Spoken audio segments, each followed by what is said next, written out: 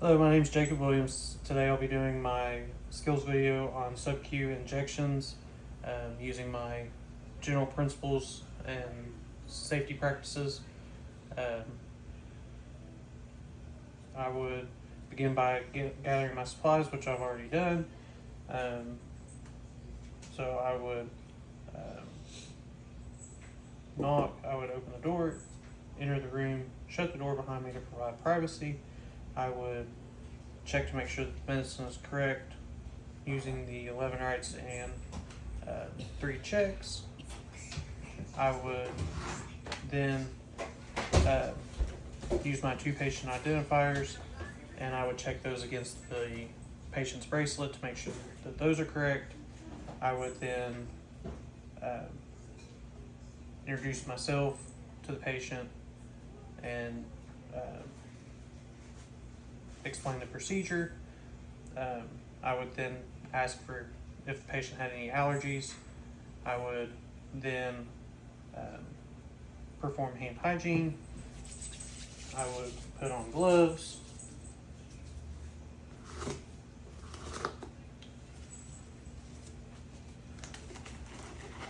For SubQ injections, you would use a 25 to 30 gauge needle and a 3/8 to 1 inch needle.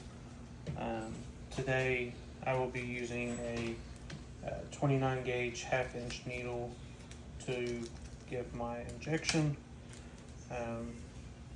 To start, I would assess the patient's the area that I'm going to be giving my injection in for any redness, any edema, discoloration. There's none present, so I would take an alcohol swab and I would clean the top of the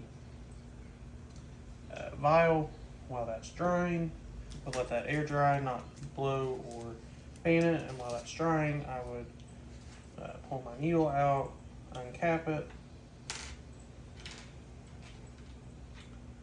and go ahead and draw up 15 units of air. I would go ahead and inject that into the vial to displace it. I would withdraw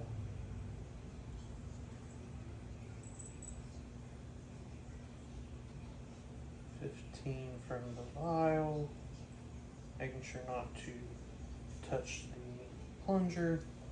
But then make sure to get all the air bubbles out.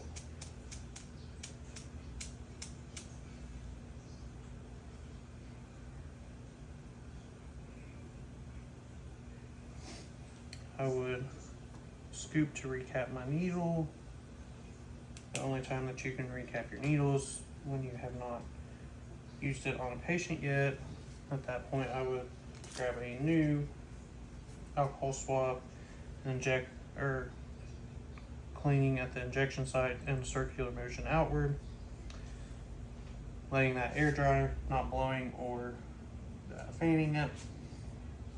Once that is dry, I would uncap my needle, and for a SubQ, you would inject at a 45 to 90 degree angle. You would pinch the skin and inject it at a 45 degree angle, making sure to slowly inject it into the skin, and then quickly pull it out, engage your safety, drop it in the sharps container, pull out your gauze and put it on the patient's skin, making sure not to massage or rub it.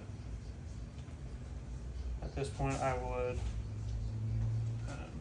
take off the gloves, perform hand hygiene, record, and come back and check to make sure that my patient has not had a reaction.